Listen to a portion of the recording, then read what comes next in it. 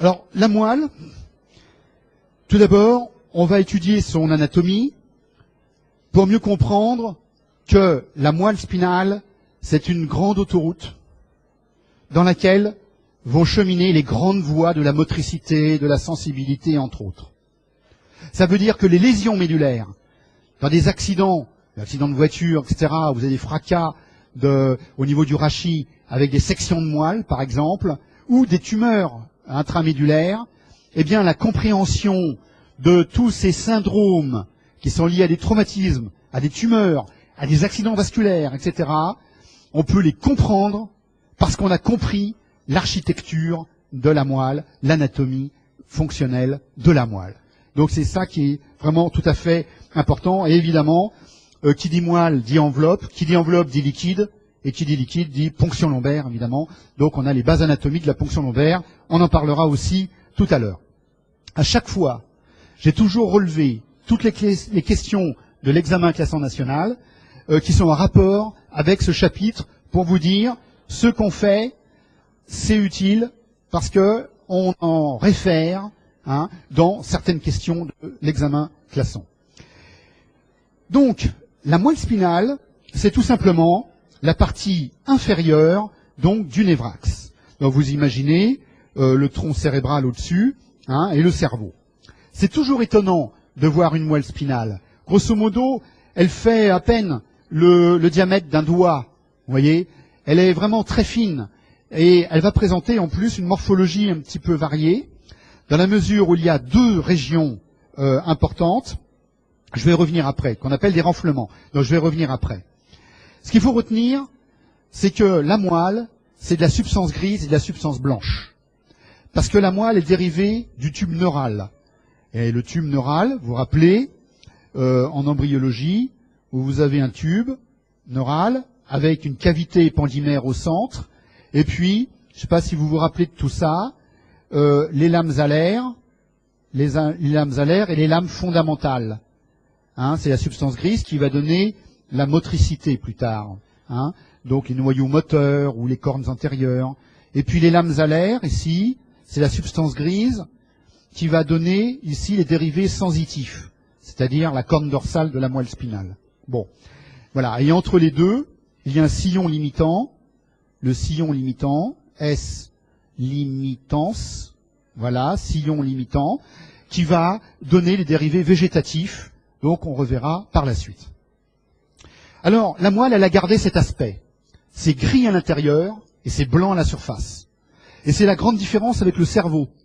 Parce que lui, le cerveau, il est gris à la surface. Il y aura eu une migration des neurones à la périphérie, en fait, des hémisphères. Et c'est alors que le cortex cérébral va apparaître suite à cette migration. Vous voyez, c'est ça la grande différence. Gris dehors pour les hémisphères. Le manteau cortical, comme on l'appelait auparavant. Et du coup, cette migration, elle sera intéressante, parce que parfois elle est pathologique, elle s'arrête, et ça va donner, chez l'adulte, des hétérotopies, on en reparlera, et chez l'épileptique, quand on fait des IRM, on peut voir des petits morceaux de cortex qui n'ont pas migré complètement, et qu'on appelle des hétérotopies, donc liées à ce défaut de migration. Alors, tout d'abord, comment se présente la moelle spinale extérieurement, configuration externe. Alors là, on va faire rapide, simple. Donc, tout d'abord, quelles sont les limites?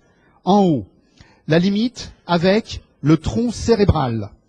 Eh bien, c'est juste au-dessus de la racine C1, la première racine cervicale. Et on va parler des racines tout à l'heure. En dessous, en bas, la moelle va se terminer en rapport avec le disque. Attention, le disque intervertébral L1, L2. Donc ça, c'est très important, parce que c'est pour ça que vous allez faire une ponction lombaire en situation basse, beaucoup plus basse, vers L4, L5, parce que vous êtes sûr que lorsque vous allez piquer au niveau L4, L5, eh bien, vous n'aurez pas de moelle lombaire, de moelle sacrée notamment, puisqu'elle s'arrête plus haut. Elle s'arrête au niveau des vertèbres L1, L2. Voilà, c'est ça qui est important. Je vais vous l'expliquer tout à l'heure sur le terme de queue de cheval. Autre point important, la moelle va présenter deux renflements. Le renflement cervical en haut et le renflement lombaire ou lombosacré en bas. Pourquoi?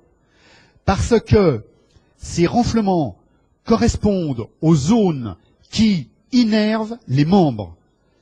Or, l'individu, très schématiquement, c'est un cylindre sur lequel des appendices se sont branchés. Et ces appendices, les membres, avec les ceintures, bien sûr, sur lesquelles les membres sont branchés, eh bien, ces membres ont une innervation excessivement riche. Donc, les renflements, innervation des membres, contiennent énormément de neurones, et donc sont plus gros. Origine, donc, de l'innervation des membres. Et enfin, tout en bas, la moelle se termine par ce qu'on appelle un cône terminal.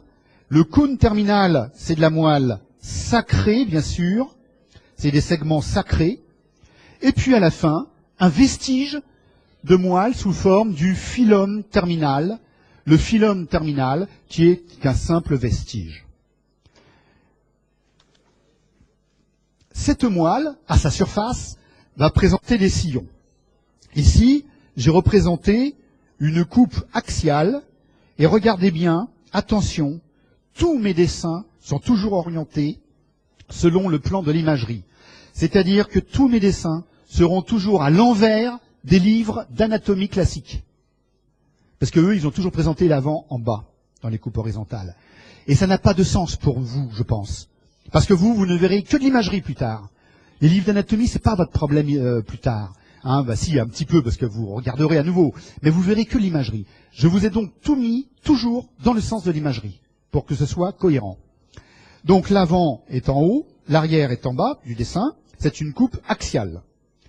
Alors bien sûr, là c'est une hémicoupe, parce qu'on aurait pu faire le complément. Et je rappelle que vous avez plusieurs sillons, qu'on appelle des fissures aussi. Alors le sillon, tout d'abord, la fissure médiane en avant, médiane ventrale. Médiane ventrale. Celle-là, elle est très profonde parce que à l'intérieur chemine une artère, ou même des artères, parfois c'est dédoublé, des artères spinales antérieures. Spinales antérieures qui cheminent à l'intérieur, flexueuses. En arrière, on a bien un sillon médian dorsal. Médian postérieur, c'est la même chose. Médian dorsal. Attention, ce sillon est à peine marqué, car ce que vous voyez là, le trait continu que vous voyez ici, c'est une cloison névroglique qu'on appelle le septum. Et ça, c'est une cloison névroglique. Le septum. Et donc, ça veut dire que le sillon médian postérieur est à peine marqué, il est profond. Après, c'est comblé par donc le septum. Enfin, une fois qu'on a séparé cette moelle en deux par les sillons médians, vous arrivez sur les sillons latéraux. Alors vous avez un sillon latéral, alors soit vous avez un dorsal latéral, soit un sillon ventral latéral. Hein, c'est facile. Vous dire, oh, mais c'est drôle, on ne les voit pas vraiment les sillons. Pourquoi? Parce que les sillons latéraux que je vous montre là ne sont visibles que si j'arrache les racines. Et en fait, ce sont les lignes d'émergence des racines. Ces sillons latéraux, ce sont les lignes d'insertion ou d'émergence des racines. Donc ici, si vous voulez, j'aurais pu faire une racine, voilà, et puis là une autre racine, comme ça, racine dorsale, racine ventrale. C'est lorsqu'on enlève les racines qu'on a toute cette ligne-là, qui sont les sillons latéraux, donc dorsal latéral, ventral latéral, hein, de chaque côté. Voilà. Une fois que on a mis nos sillons, les voici, le sillon médian, ventral, médian postérieur, latéral, latéral dorsal et ventral, voilà. Eh bien, on va séparer des cordons. Alors, bien sûr, en avant, un premier secteur qui est le cordon ventral, cordon antérieur, cordon ventral. Vous verrez que dans ce cordon, ce sont des voies de la motricité, la sensibilité qui vont cheminer. Cordon ventral. Ensuite, entre les sillons latéraux. Entre les sillons latéraux. Eh bien, voilà, attendez, petite marche arrière. Voilà. Alors je reprends. Entre les sillons latéraux, latéral, ventral et dorsal, ici, c'est le cordon, donc latéral. Cordon latéral. Cordon ventral, en avant, ventral, latéral, et bien sûr en arrière, le cordon dorsal. C'est facile, ce sont les cordons, c'est les régions qui sont comprises entre les sillons, et qui contiennent surtout de la substance blanche, et en profondeur, bien sûr, du gris. Voilà. Alors, à partir de là, on a vu que le long des sillons, il y avait des racines qui émergeaient. Soit elles pénètrent, soit elles sortent. Ici, vous avez un dessin qui vous montre en avant le corps de la vertèbre. En arrière, vous avez ici les lames alaires, et puis l'apophyse épineuse qui va démarrer, et l'apophyse transverse qu'on va voir à ce niveau-là. Bon. Et le canal rachidien avec la moelle à l'intérieur. Donc vous avez peut-être remarqué que dans votre moelle, ici, vous avez une racine antérieure, ventrale, et une racine dorsale, en bleu là, une racine dorsale. Vous voyez que cette racine dorsale, elle se dilate. Vous le connaissez, c'est le ganglion spinal ou rachidien. Dilatation, le ganglion, je mets gamma, ganglion spinal ou ganglion rachidien.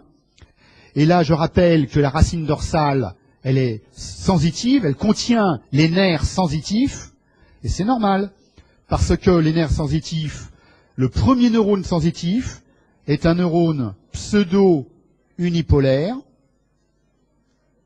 avec la peau en périphérie qui envoie des informations sur les dendrites. Voilà. Et ces informations arrivent à la cellule. Or, la cellule, elle est où? Elle est dans le ganglion spinal. Toutes les cellules du premier neurone sont dans le ganglion spinal. D'où le renflement de la racine. Mais vous voyez que ce sont les dendrites qui arrivent donc de la périphérie et qui portent le message sensitif. Ensuite, de ce ganglion, vous avez des axones qui se poursuivent et l'information pénètre alors à l'intérieur de la moelle. D'accord?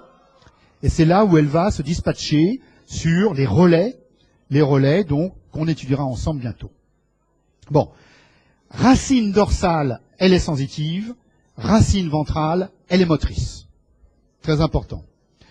En fait, il y a un ensemble de racines, de petites racines d'origine, et regardez ici, ce dessin qui est plus près de la réalité, vous montre qu'en fait, il y a un ensemble de radicelles. Vous voyez, une dizaine de radicelles qui forment la vraie racine ventrale ou la racine dorsale. Mais à l'origine, il y a une petite dizaine de radicelles. Ceci signifie que vous avez une hauteur de moelle qu'on va appeler le segment. Cette hauteur, ce segment de moelle, c'est la hauteur de moelle d'où naît la racine, ou la paire de racines, tout simplement. D'accord? Voilà. Donc, une certaine hauteur. Regardez, je vous montre une photo, où vous voyez en macro-photo, ici, qu'est-ce que j'ai fait? J'ai ouvert la dure-mère au milieu, et je l'ai ouverte comme un livre, comme ça.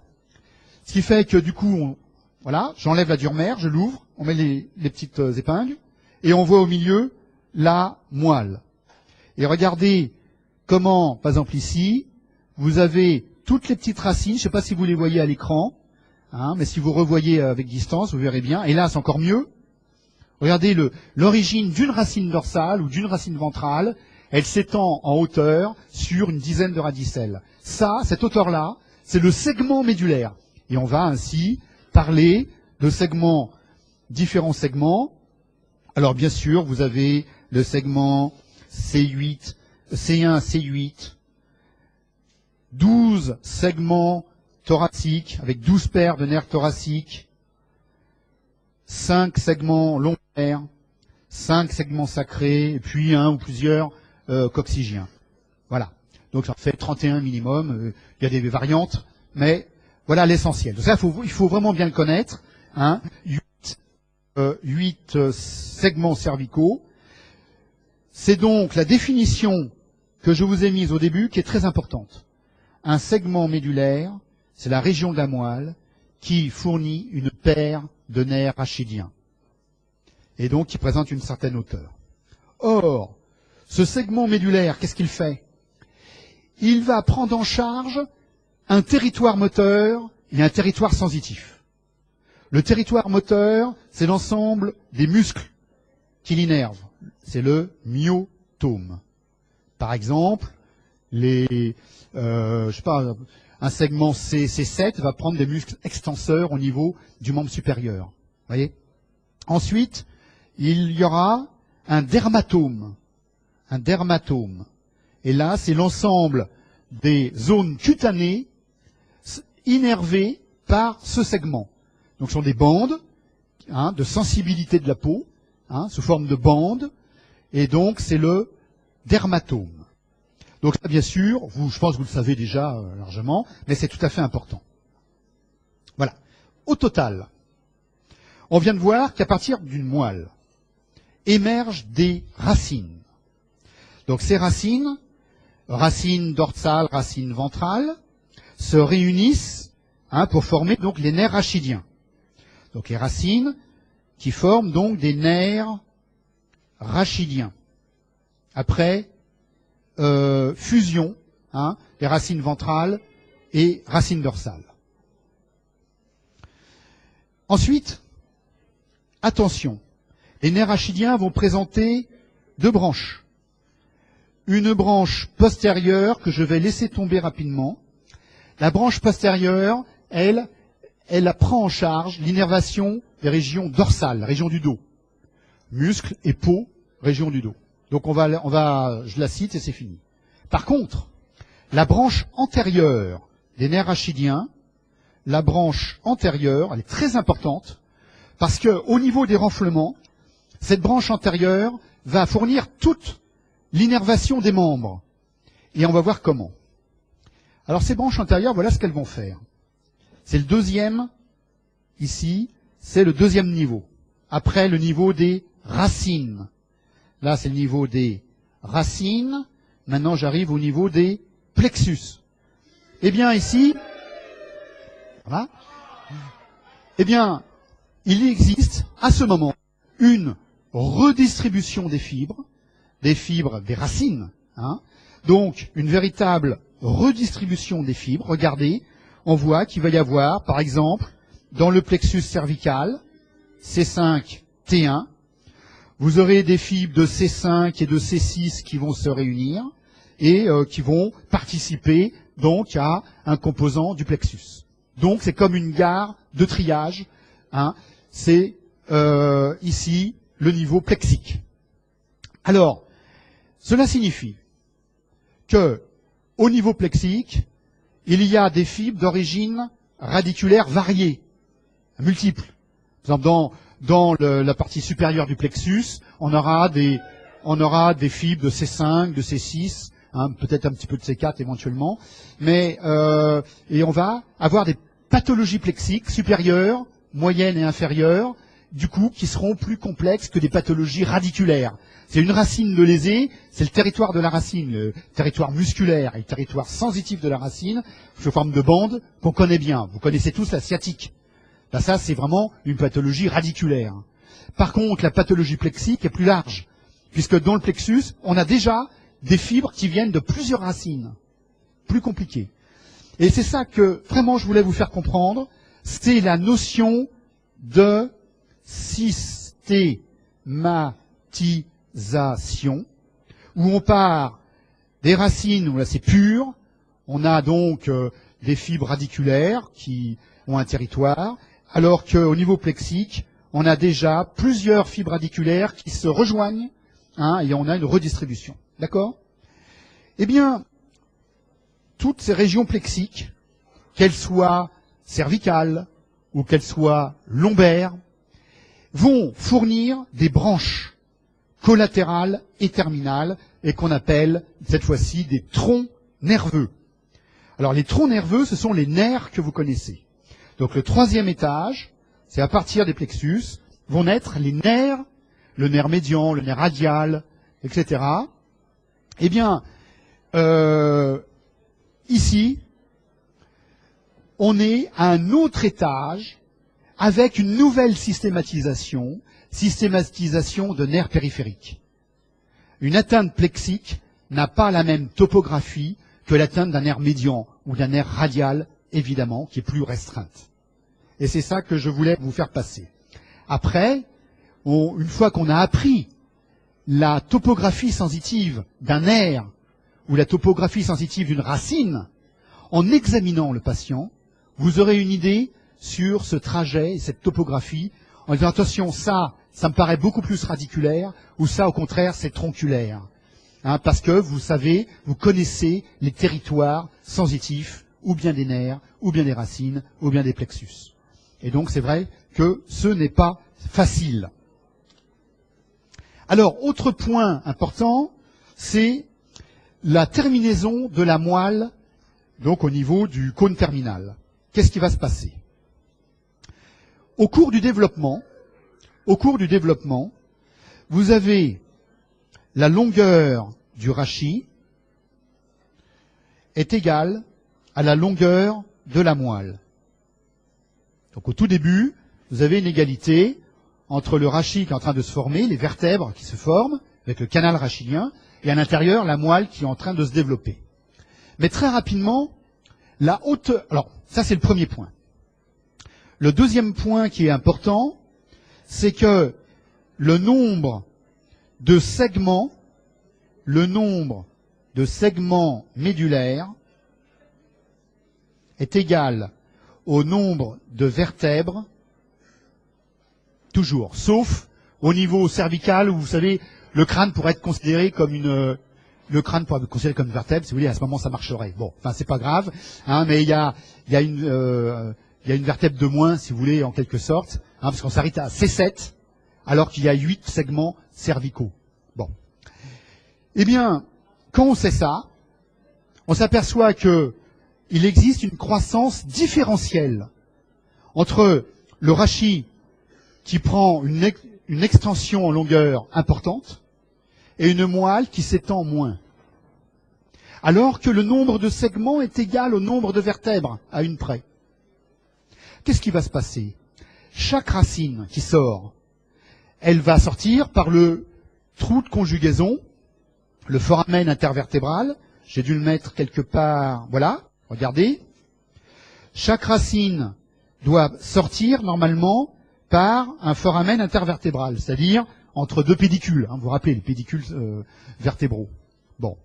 Eh bien, le problème, c'est que lorsque la moelle sacrée s'arrête au niveau de la vertèbre L1, L2, là c'est le disque L1, L2 qui est à ce niveau-là, les racines sacrées, elles, qui correspondent au segment sacré, là on a le segment médulaire sacré, là on a la racine sacrée, et là on a le pédicule, le foramen intervertébral sacré correspondant. C'est toujours les mêmes segments. S1, S1, S1. D'accord? Du segment S1, j'ai la racine S1 qui va rejoindre la vertèbre S1. Et donc, sortir par le foramen intervertébral, le foramen S1, S2. Et voilà. Donc ça veut dire que, 1, la moelle s'arrête plus haut que le rachis. Donc elle s'arrête au niveau, on l'a dit tout à l'heure, au niveau du disque L1, L2. D'accord? De vertèbre lombaire. Il n'y a plus de moelle dans le rachis lombaire bas. Ah, fondamental. Mais qu'est-ce qu'il y a à la place? Il y a toutes les racines, et les racines sacrées, et les dernières lombaires, qui doivent descendre, continuer de descendre, pour rejoindre leur trou de sortie, c'est-à-dire le foramen intervertébral correspondant. D'accord? C'est très important, parce que souvent vous faites des confusions, donc c'est important de revoir ça. Voilà. Et donc, c'est bien l'ensemble de ces racines qui descendent, qui vont former la queue de cheval, et regardez la photo correspondante. Voilà. Ici, vous avez la moelle spinale. Je la vois bien parce qu'il y a des vaisseaux. On voit les vaisseaux là au milieu. Et après, il n'y a plus rien.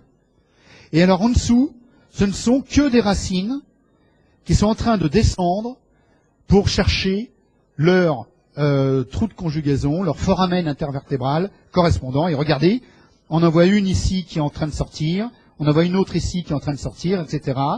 On en voit une là qui est en train de sortir. Là, on la voit très bien d'ailleurs, on la voit en intradural et puis en extradural. D'accord? Ok. Alors, queue de cheval. Voilà. Alors maintenant, bien sûr, la queue de cheval, donc toute cette partie inférieure, c'est la partie cible pour pouvoir faire la ponction de liquide céphalorachidien, dans la ponction lombaire, hein, puisque ici, il y a moins de danger. Alors, on peut quand même toucher quelques racines. Ça peut arriver.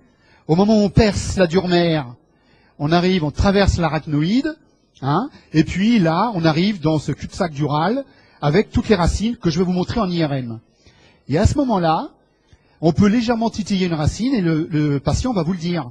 Il va dire, oh là là, là je sens une petite décharge électrique qui court dans le trajet de la racine. Alors évidemment, là vous retirez un petit peu, faites attention, et c'est bon.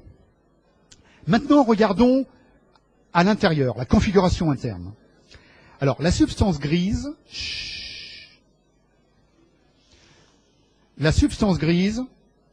elle, bon ça vous connaissez, c'est classique, elle présente, donc d'abord la substance grise, qu'est-ce que c'est? Ce sont tous les corps cellulaires, donc des neurones, situés ici au centre même de la moelle.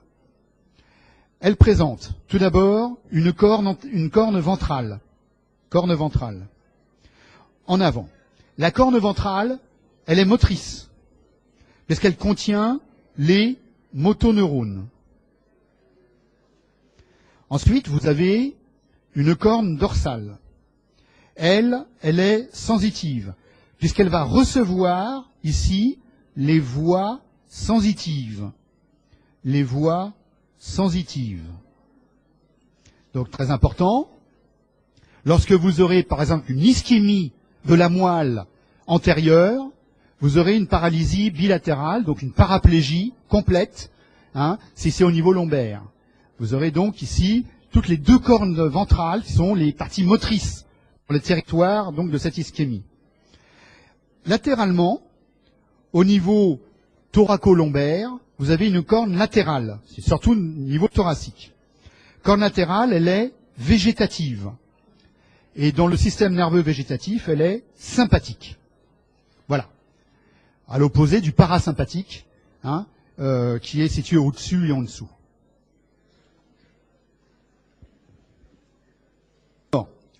Les neurones à l'intérieur donc de la substance grise sont organisés. En fait, c'est Rexed qui, dans les années 50, peu importe, a montré que cette organisation se faisait sous forme de lame.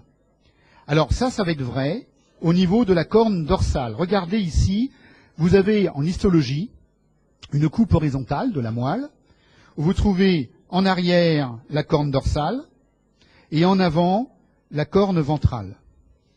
Voilà. Vous apercevez que les neurones sont regroupés en lames de 1 à 6, les lames 1 à 6, dans la corne dorsale. Et je vous l'ai mis en résumé, c'est la seule chose que vous pourrez retenir. Ici, 1 à 6, relais et contrôle des afférences sensitives. Donc ça, c'est un point important. Les grandes voies de la sensibilité dans les lames 1 à 6 de la corne dorsale. En avant, si vous prenez la corne ventrale, elle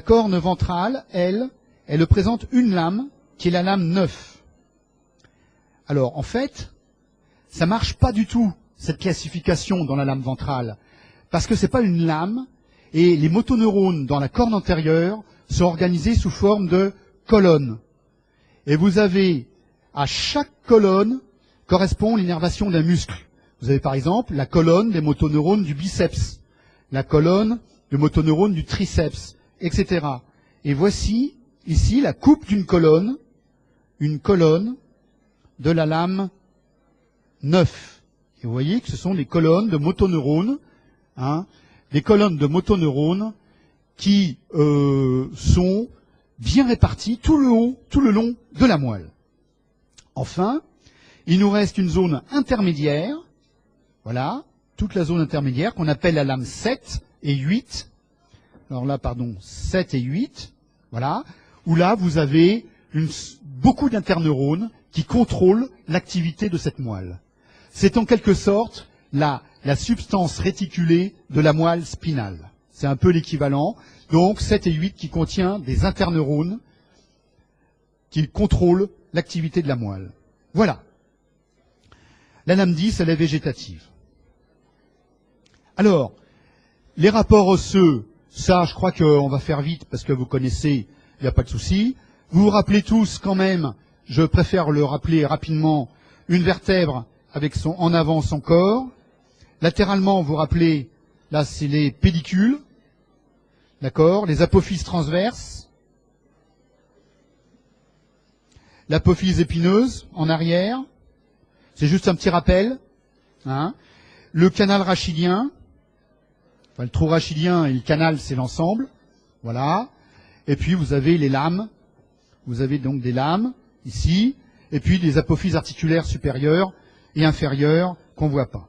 Je rappelle que le foramen intervertébral, on le voit très bien ici, où vous avez un rapport important de ce foramen, c'est le disque, comme vous le voyez très bien, juste en avant, le disque intervertébral, et dans le foramen, c'est la racine qui sort, le nerf rachidien qui sort, avec les risques, donc, ici, les risques que le disque vienne comprimer la racine, dans les hernies discales. Voilà. Donc là, on a déjà vu tout ça. Donc je vais passer et terminer sur les rapports qu'on a vus aussi. Donc les rapports méningés, hein, ce sont strictement les mêmes. Durmer, arachnoïde, pimaire. Alors quelles sont les différences? C'est là où c'est important. Les différences, c'est l'espace épidural important. Extradural, hein, c'est pareil. L'espace épidural important entre l'os et la durmère, avec dedans, comme on le voit pas ici parce que j'ai pas mis l'os, avec dans cet espace de la graisse épidurale et des veines épidurales. Deuxièmement, je rappelle que les méninges se poursuivent le long des racines et vont se poursuivre avec les enveloppes conjonctives des nerfs. Il y a une transition, si vous voulez. Il n'y a pas une rupture totale, vous voyez. Donc on passe les méninges aux enveloppes conjonctives des nerfs, les nerfs rachidiens, qui leur font suite. Voilà. Et regardons ensemble, maintenant, quelques images scanner et IRM. Donc, ici, sur une coupe scanner, en haut, vous avez un scanner sans injection, une coupe axiale, et vous remarquez déjà d'abord qu'on voit quand même pas très bien la moelle. Hein. La moelle, elle est là. Voilà. Et vous avez des espaces sous-arachnoïdiens, épiduraux, etc. On voit quand même pas très très bien. Mais on est au niveau des foramens. Ici, intervertébraux, donc ici, il y a la sortie normalement des racines à ce niveau-là. Par contre, si on fait une injection, comme ici, on s'aperçoit qu'au niveau de l'injection, eh bien, il y a plein de veines, hein, épidurales, ici, tout autour, et puis des veines foraminales qui sont bien injectées et qui vont même montrer la racine ici, vous voyez. On voit à ce niveau-là qui va sortir. Maintenant, si je fais une IRM, sur une IRM, vous allez voir que tout d'abord, selon le niveau qu'on va étudier, ici, c'est un niveau où on voit de la moelle spinale. Regardez la moelle complète. Et on voit même des racines dorsales et ventrales. Vous verrez de très près. Là, c'est peut-être un peu juste, mais quand vous aurez sur votre écran, vous pourrez très bien le voir. Les racines sont bien individualisées parce que on a fait des coupes en T2 où le liquide céphalorachidien est en hypersignal.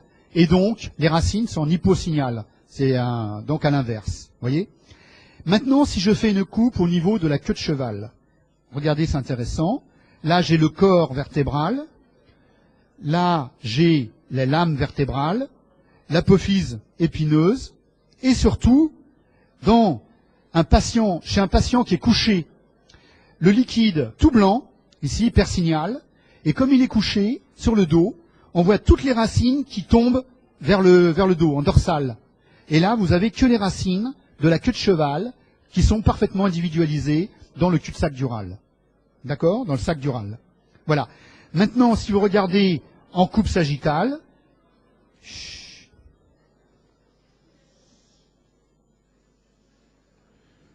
alors, sur cette coupe sagittale, vous voyez, d'une part, les corps vertébraux, ici, bien individualisés.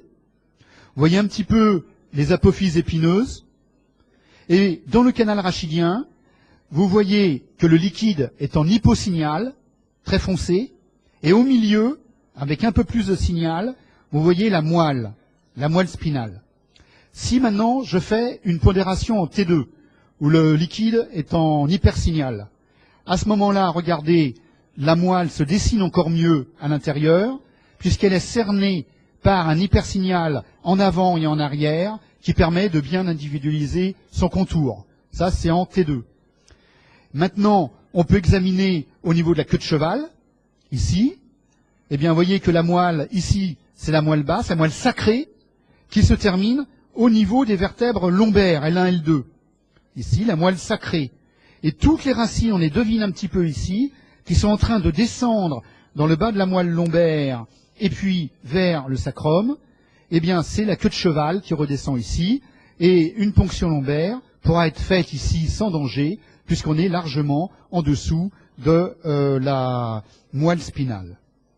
Voilà, donc c'est tout à fait intéressant de voir cette imagerie de la moelle spinale. Alors, sur le plan des fonctions de la moelle, alors, on va regarder, alors c'est très global, hein, je vais juste vous donner quelques clés, quelques éléments clés. Premièrement, les voies descendantes, ce sont les voies de la motricité. Les voies de la motricité. Ces voies descendantes qui viennent du tronc cérébral, ou qui viennent du cortex, du tronc cérébral, du cortex, etc. Donc vous les verrez, on va faire la motricité. Eh bien, elles descendent dans le cordon latéral, et notamment, c'est la voie cortico-spinale latérale. Donc ça, c'est très important. C'est la voie de la motricité, cortico-spinale, voie de la motricité, qu'on appelle aussi la voie pyramidale. Vous verrez donc les syndromes pyramidaux, à moins que ce soit déjà fait, non, en sémiologie. Quand vous ferez les syndromes pyramidaux, ce sont ces faisceaux qui conduisent donc les informations de la voie pyramidale. D'accord? Alors, un faisceau latéral et un faisceau ventral, cortico-spinal ventral. Voilà. Il descend, lui, dans le cordon ventral. Dans le cordon ventral. Bon.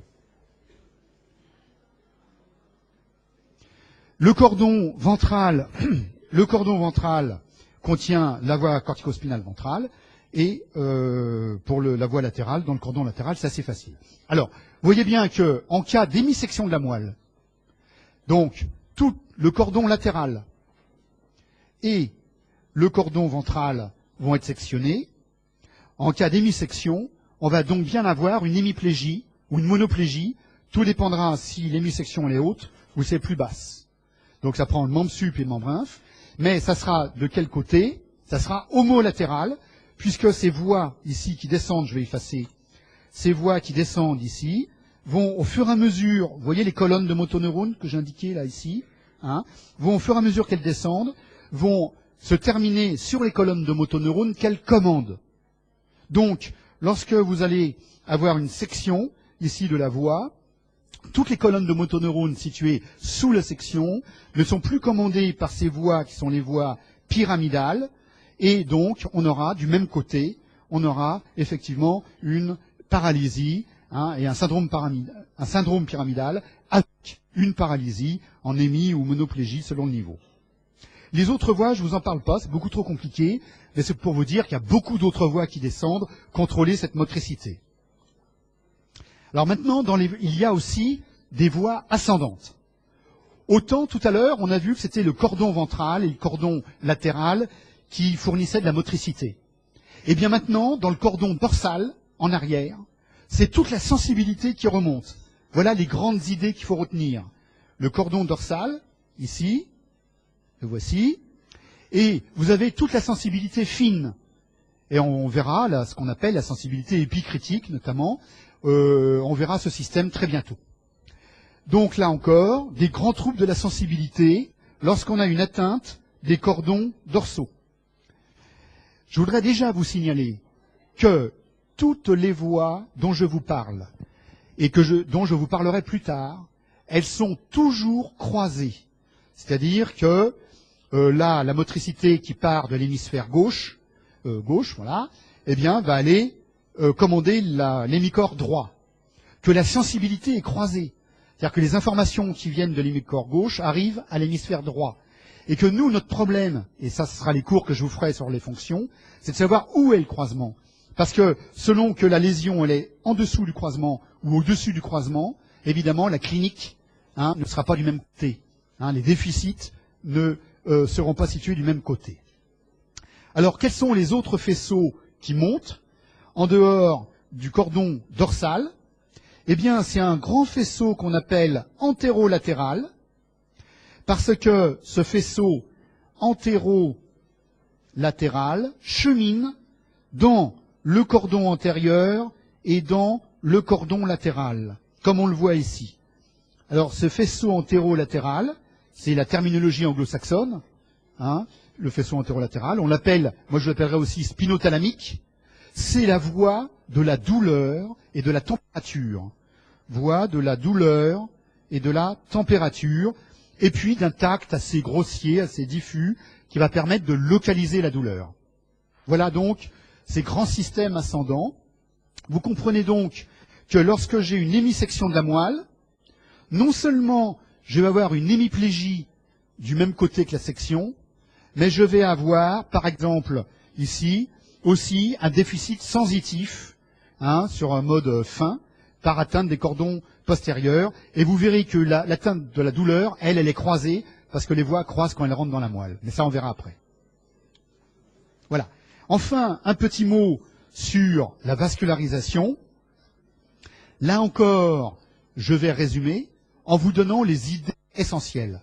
Et puis après, on pourra faire une petite pause à nouveau, avant d'aborder le troisième chapitre, qui est... Alors, la vascularisation, les grandes idées à retenir. Premièrement, on va parler des axes, des artères spinales.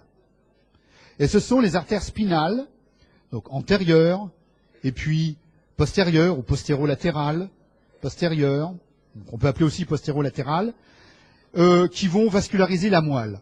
Donc on a l'impression que ce sont des artères longitudinales, qui vont de haut en bas. Vous allez voir que c'est pas tout à fait comme ça que ça se passe. Alors voilà pourquoi.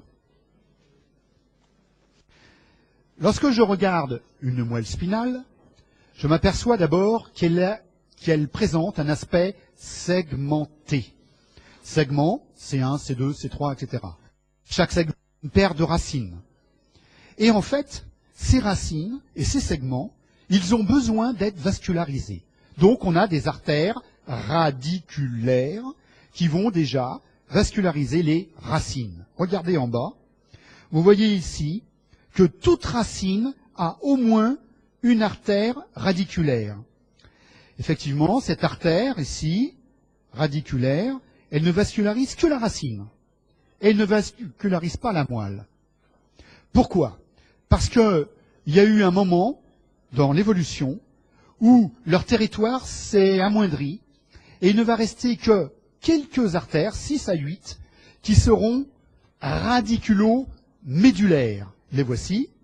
En voici une. Radiculo-médulaire. Alors si on suit très bien cette artère, regardez, artère radiculaire le long de la racine, elle avance, et puis tout d'un coup, elle arrive dans la fissure médiane ventrale. Et là, je vais faire un petit dessin schématique. Là, qu'est-ce qu'elle fait? Elle se divise en une branche ascendante et descendante. C'est une artère radiculo-médulaire qui donne une branche ascendante et une branche descendante. Et vous voyez que l'artère spinale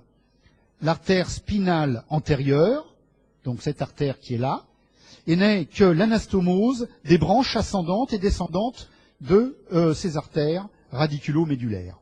D'accord? Donc, les artères radiculo-médulaires sont des artères transversales. Hein. C'est elles qui vont fournir le flux spinal antérieur. Voilà, ça c'était le point à bien comprendre.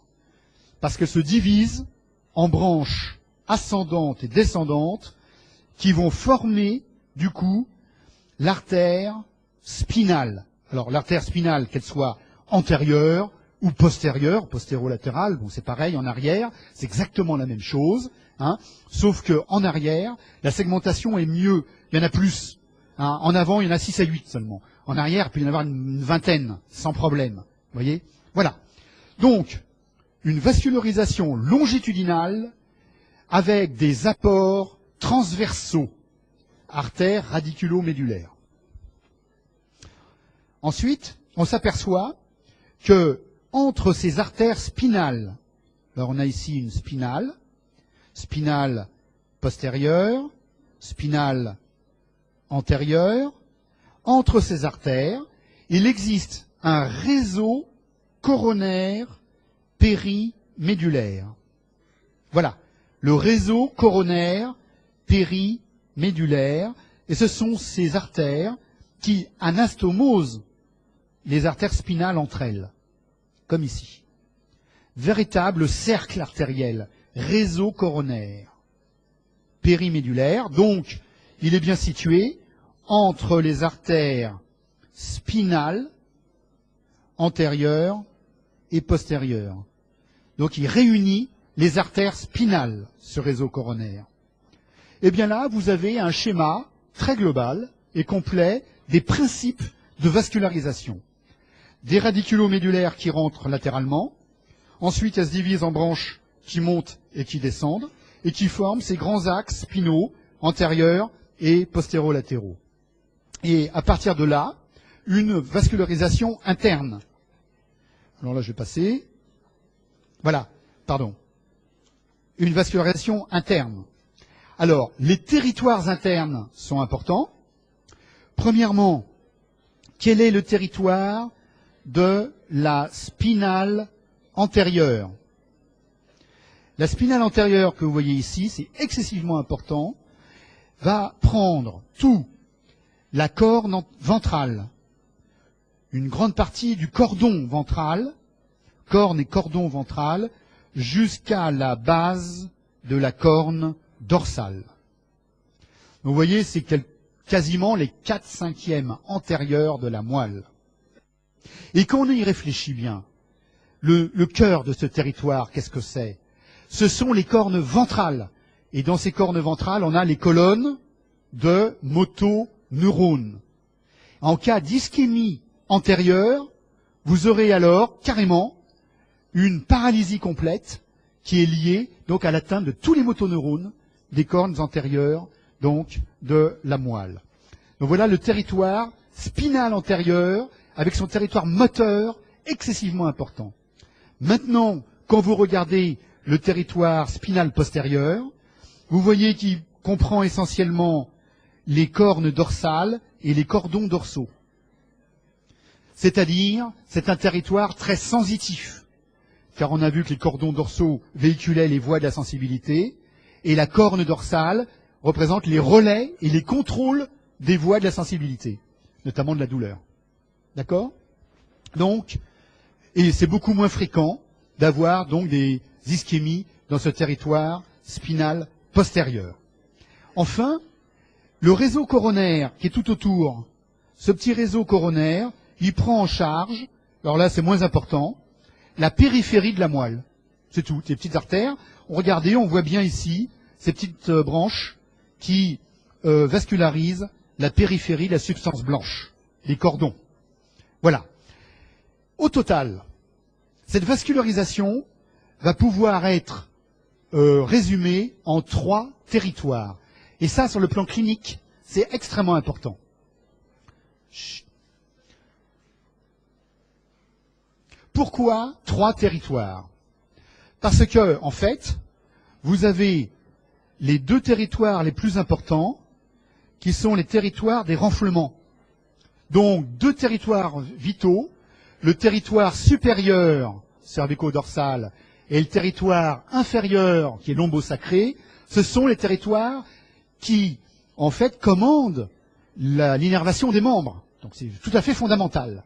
Et donc, une vascularisation plus riche, en tous les cas pour le supérieur.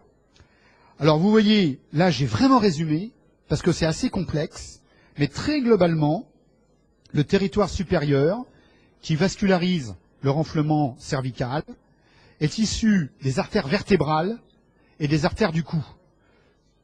Donc, c'est assez compliqué. Là, j'ai pas le temps, je peux pas vous le développer, hein, mais il faut savoir que ça vient des vaisseaux du cou.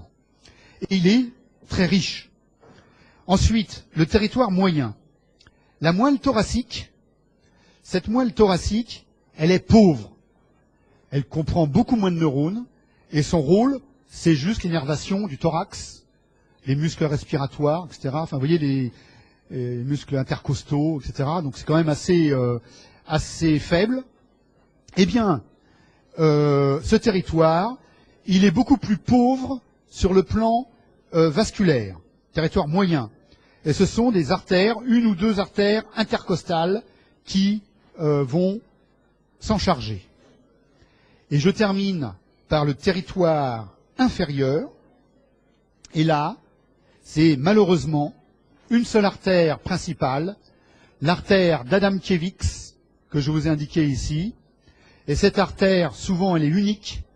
Et pourtant, elle prend en charge tout le territoire du renflement lombosacré.